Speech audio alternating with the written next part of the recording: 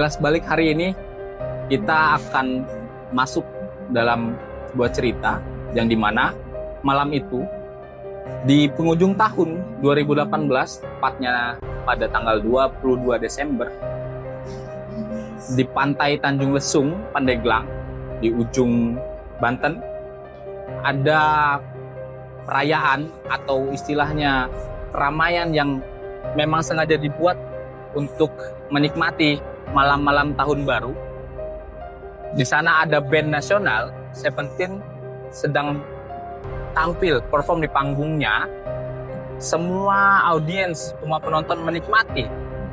Dari sekian penampilan konser, tidak ada tanda-tanda yang aneh, tidak ada indikasi-indikasi, semua bahagia, semua tertawa, semua mendengarkan musik dengan asik.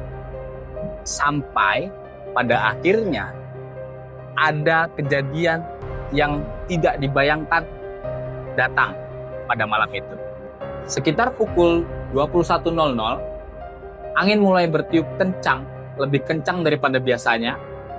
Tidak ada yang mencurigai angin itu datang. Malam itu tidak ada gempa, tidak ada tanda-tanda yang aneh yang mencurigakan.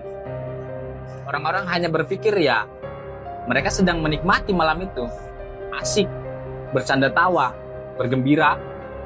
Namun, di tengah laut, ada sebuah gunung anak Krakatau yang entah memang marah atau bagaimana, dia meruntuhkan sebagian tubuhnya yang mungkin dapat memicu bencana yang besar pada malam itu. Dengan tsunami biasanya yang didahului dengan gempa, kali ini tsunami datang begitu tiba-tiba.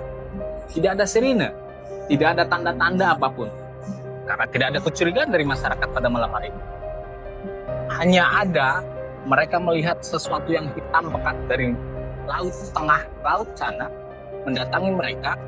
Makin lama, makin tinggi, dan makin dekat.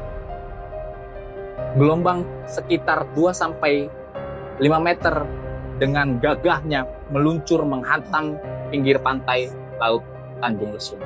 Tengah keramaian tersebut, band Seventeen masih bermain. Semuanya masih menjalankan peranan mereka. Yang menjadi drummer, vokalis. Semua masih menghibur masyarakat yang datang pada malam itu. Namun, tiba-tiba air dari tengah laut menghantam panggung band Seventeen.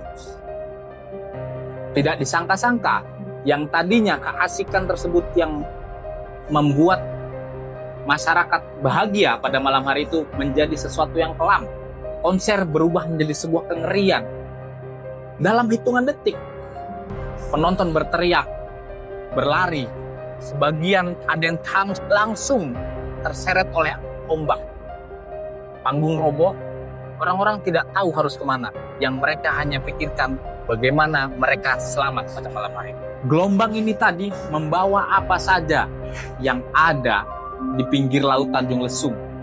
Mobil, pohon, kursi, dan bahkan manusia terseret oleh gelombang tersebut. Karena saking besarnya gelombang yang datang dari tengah laut. Orang berpegangan pada apapun yang bisa menyelamatkan dan terselamatkan. Jeritan meminta tolong terdengar begitu mencekam pada malam hari itu. Listrik padam, gelap gulita, air terus masuk ke daratan, menghancurkan apa saja yang ada di sana. Orang-orang tidak berpikir aneh-aneh. Mereka hanya berpikir bagaimana saya bisa bertahan hidup pada malam hari ini. Bagaimana saya pulang tanpa harus meninggalkan kesedihan. Bencana itu menimpa band Seventeen dengan begitu kejam. Beberapa personil terseret arus.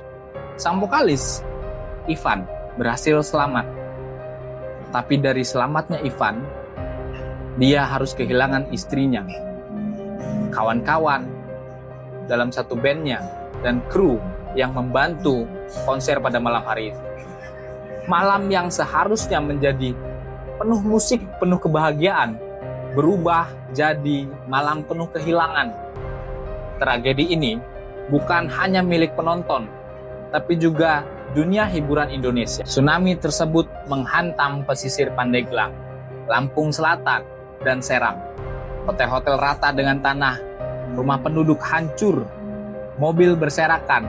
Dalam waktu yang sangat singkat, ratusan orang meninggal, lebih dari 400 korban jiwa tercatat, dan ribuan lainnya luka-luka.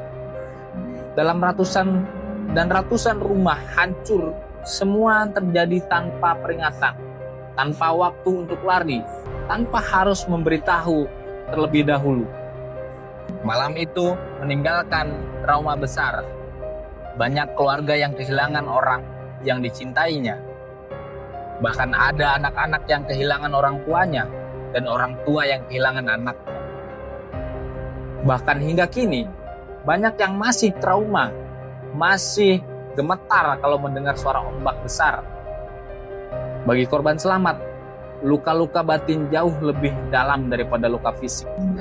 Namun, di balik kegelapan muncul cahaya. Relawan berdatangan dari seluruh Indonesia.